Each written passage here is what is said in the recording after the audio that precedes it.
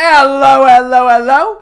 Welcome one and all. I've got a bunch of videos lined up for you guys over the next couple of weeks as we get closer and closer to the holidays and I get ready for my traditional holiday break from making videos. I do have a few more that I want to knock out before I sign off for 2017 and give you guys a few treats along the way.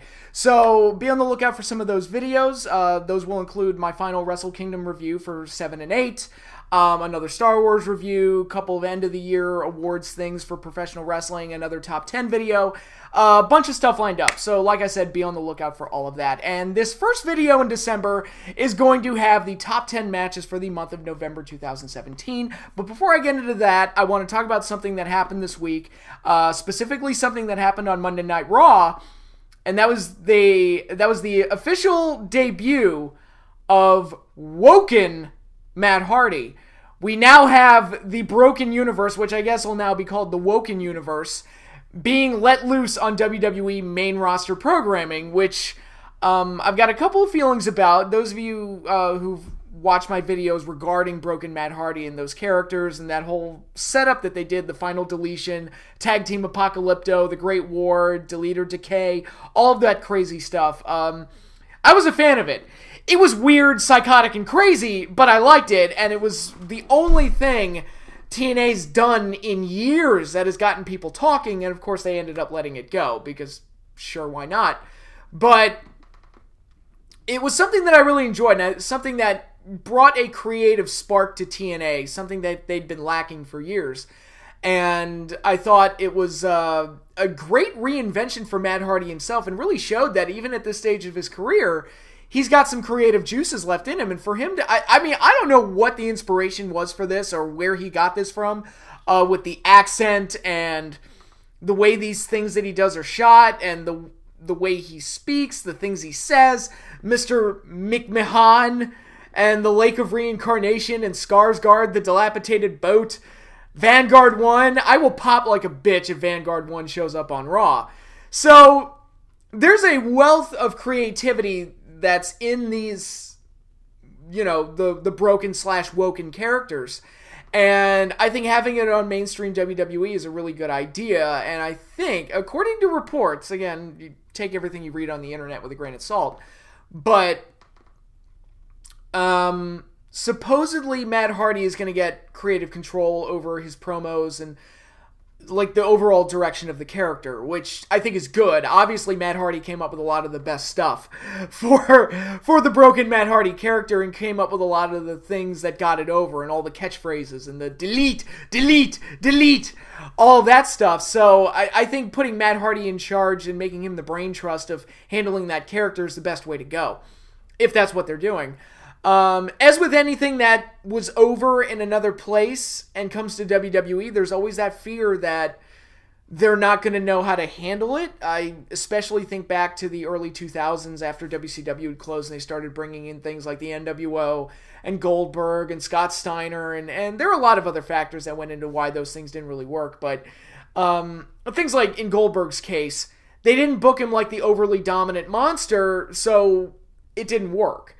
The NWO, Vince totally did not get the idea that the NWO is supposed to be the WWF and did not present the NWO accordingly based on that idea.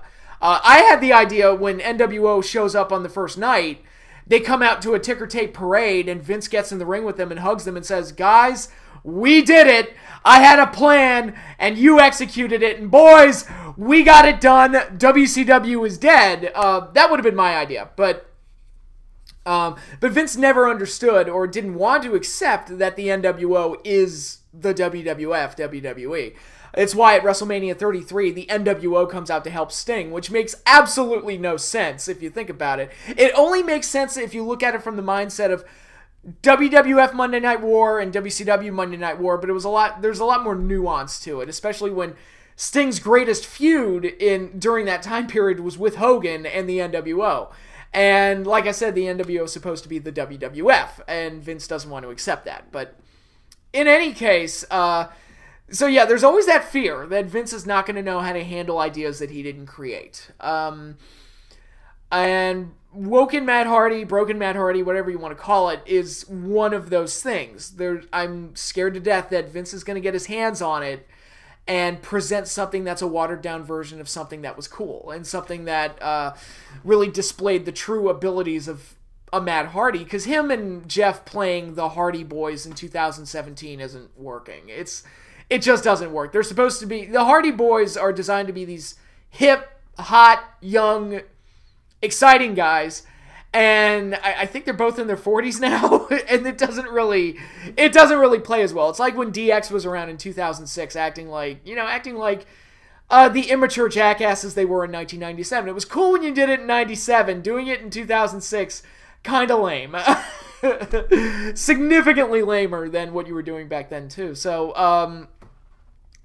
I think the Woken/Broken gimmick is a great direction for the Hardy Boys in general. I will pop like a bitch if Brother Nero shows up.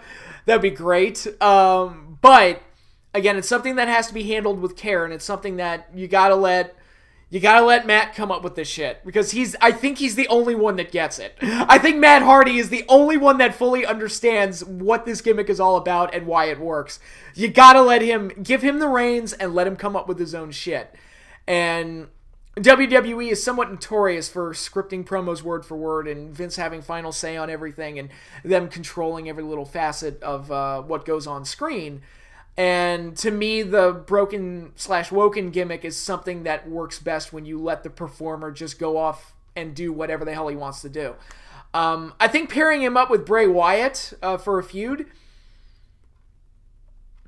would be amazing if WWE hadn't already fucked up Bray Wyatt. And that's another thing. WWE doesn't even handle their own creations well a lot of the time. Bray Wyatt should have been their next Undertaker, and instead he's just a loser.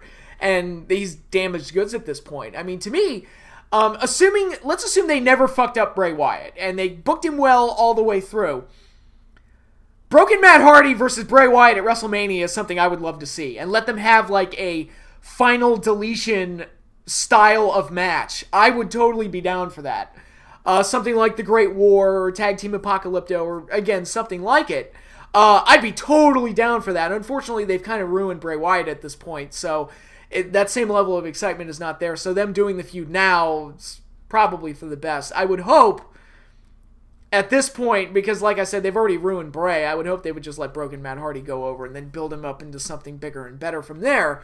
But there's a lot of possibilities of things they can do with the Broken gimmick, and TNA could have used him for a lot of different things that they didn't ultimately get to. So, I mean, I thought the Tag Team Expedition of Gold, or whatever that was fantastic. I thought that was a great idea and a good way to actually build working relationships with other companies, something that WWE doesn't need to do. But in any case, I think there's a gold mine of creativity with this gimmick and with this character, and it is in WWE's best interest to utilize it the best way possible, and the best way possible is let Matt Hardy have full control over it and just let him go nuts. Let him come up with whatever the hell he wants to come up with. If he wants to talk to a giraffe that's reincarnated from Benjamin Franklin or George Washington, let him do it.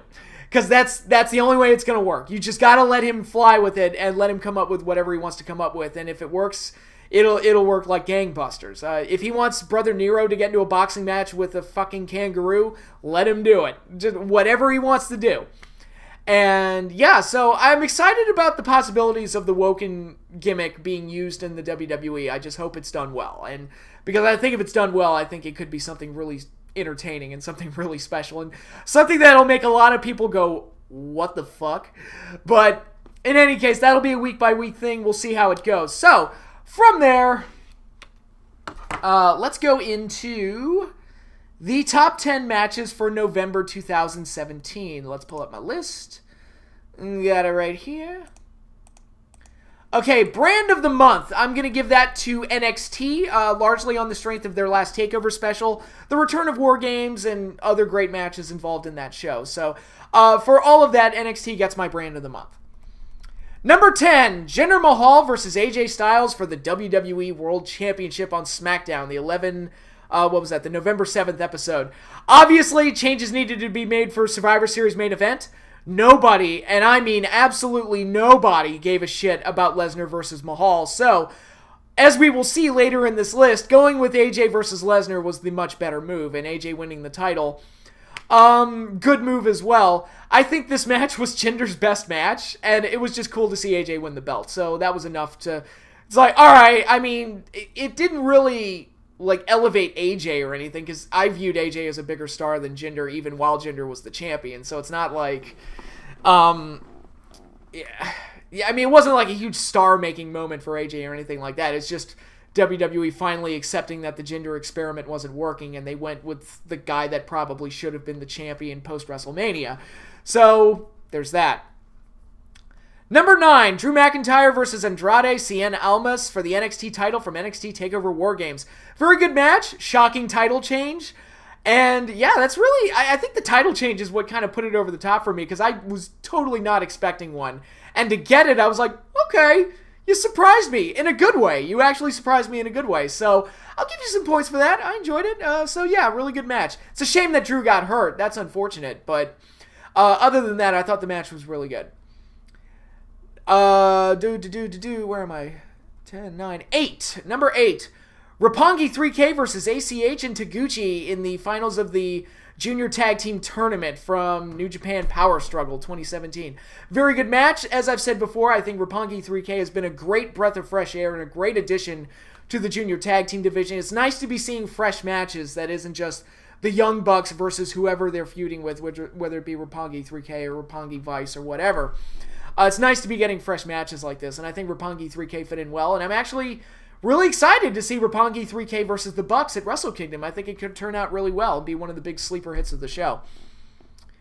Number 7, Pete Dunne versus Johnny Gargano versus for the UK Championship from the November 22nd episode of NXT. Very good match. It was actually the pre-show, the dark matches for NXT TakeOver, and we just got them a week later, but... very good match. As I've said before, the UK Championship feels very directionless at this point. I mean, it's been around almost a year, and they've done almost nothing with it. But Pete Dunne, whenever they dust him off and throw him out there, he has really good matches. And Gargano has been stellar this year. And I think as we head into 2018, I think a showdown with Tommaso Ciampa will be a match of the year level type of match if they do it right and if everything clicks. So here's hoping we get that match in 2018. Number 6, The Shield versus the New Day from Survivor Series 2017. Very good opening match. Very exciting 3 versus 3 6-man tag. A lot of great action, great tag team action. It's two factions that have been built up extremely well. The Shield was the most dominant faction when they were around and at their peak, and New Day are the longest reigning tag team champions of all time.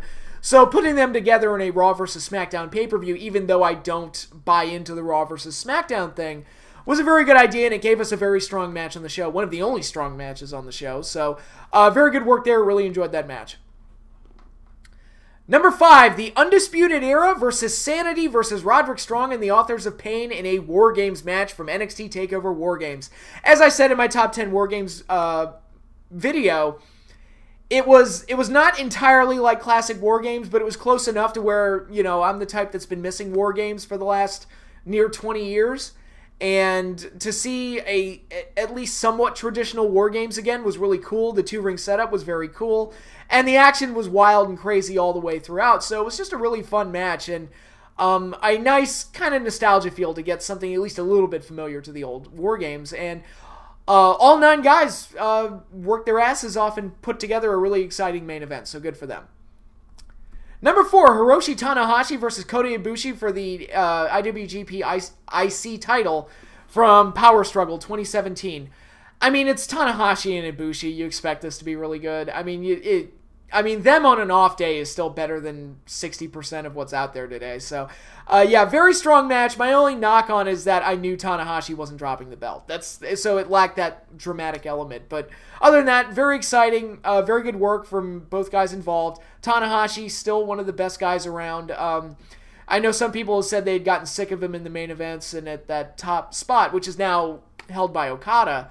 But to me, if you've been delivering as long as he has, I mean, it's hard to argue that he doesn't belong in top spots. I mean, Tanahashi really is something special. And Kota Ibushi is one of those guys. He's got a lot of the tools. He's just waiting for that breakthrough moment. Because I remember the match he had with Nakamura at Wrestle Kingdom a couple years ago. And matches like this one with Tanahashi and, some of his great performances in the CWC, he's waiting to break through and be a big star. He just hasn't gotten that big win yet to really propel him forward. So, Kota Ibushi still waiting for that big breakout type of match. But whenever he's thrown out there with the top guy, he delivers. It's just I'm waiting for him to get that big rub type of win to really put him over the top. Number 3, Will Ospreay versus Marty Scurll for the IWGP Junior Heavyweight Championship from Power Struggle. Another great match from Power Struggle. Another one with a shocking title change where Marty Scurll kept up his tradition of beating Will Ospreay, and he did it here, taking the title, a title that Will Ospreay had just won from Kushida. So a lot of quick succession title changes going on with the IWGP Junior Heavyweight Championship.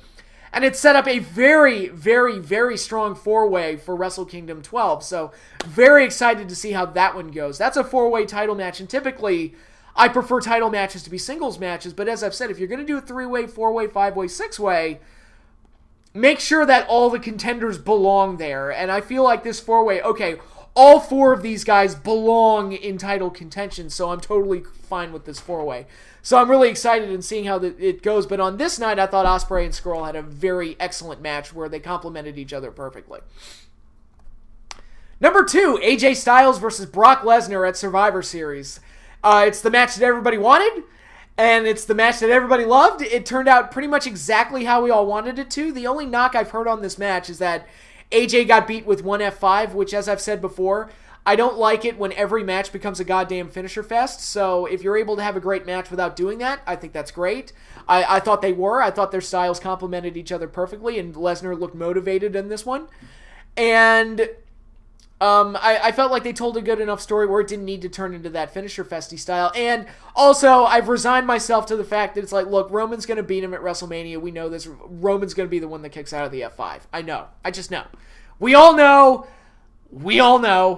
It's no use complaining about it at this point. We all know. But moving on from there, my favorite match for the month of November came from NXT TakeOver War Games, Alestair Black versus the Velveteen Dream, a sleeper hit if there ever was one. These two guys completely stole the show, had an excellent match where they were in full understanding of their characters and how to project their characters.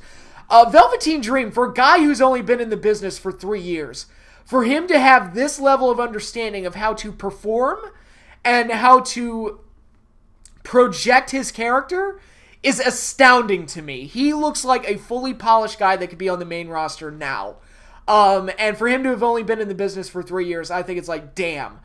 Hot fucking damn. That guy, he's got something. If he's that good already, that guy's got something. And Alestair Black, we all knew he was great. He's been great for a while now, pretty much ever since he got to NXT. I mean, he's been booked perfectly. He's been playing the character perfectly.